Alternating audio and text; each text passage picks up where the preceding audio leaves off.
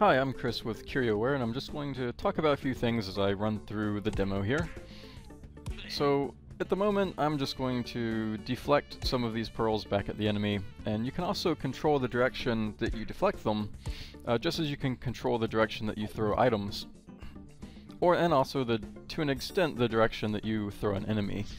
You can only throw an enemy up, down, left or right, or, basically forward or backward.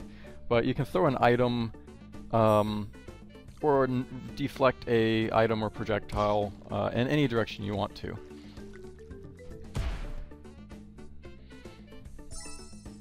Just doing a little wall crawling.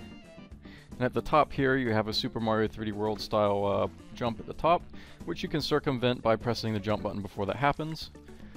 And while you're in the water you can do hovers, but when you are not in the water you can't. And there are some other jump options, like just tapping the button to get a short hop. In the water, if you press and hold jump, you can get a ascending hover. If you tap it and then press it again, you'll get that neutral hover. And then of course you can do a descending hover. All of which have their uses, which we'll see shortly. So here's just an example of crawling around at different orientations. And you're not limited to 2 axes like you would be in something like Donkey Kong Country Tropical Freeze. You can actually crawl in and out of the Z axis no matter what your orientation is. So I'm just going into some water now, so I have my hover back. And I really like the way the player follows the eel. I think that's pretty cool. This crab is now angry, so I can't really hurt him. But you can feed stuff to cucumbers. You can feed enemies to it. That crab would actually bust his way out because he's a harder one to kill. You can get eaten by it. And there are buttons. Of course, there have to be buttons that do stuff. In this case, activating a bubble jet to help you get up here. But if you know what you're doing, you can combine things in interesting ways, like these hover wings, the flying fish wings with that bounce, to get you a nice, vertical boost here.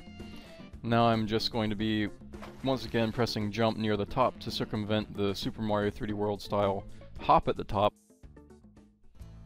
just because it would mess you up. So here I'm just executing different hovers. Use the punch stomp to get down a little quicker there.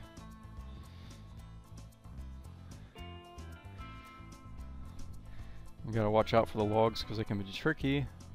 Let's see, even on a log I can move in and out on the Z-axis. Just using a punch stomp to bounce off an enemy. Activating this button, of course you can deflect stuff into it, which counts as it being hit. And sometimes if you reload at a checkpoint, I might leave little goodies like that arm item.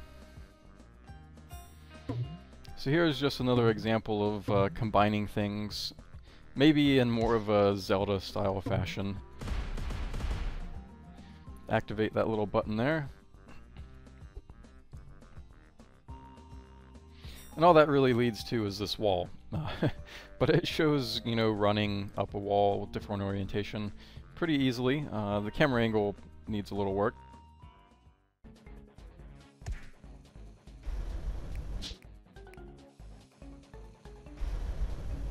I just like this, the visual of the fire.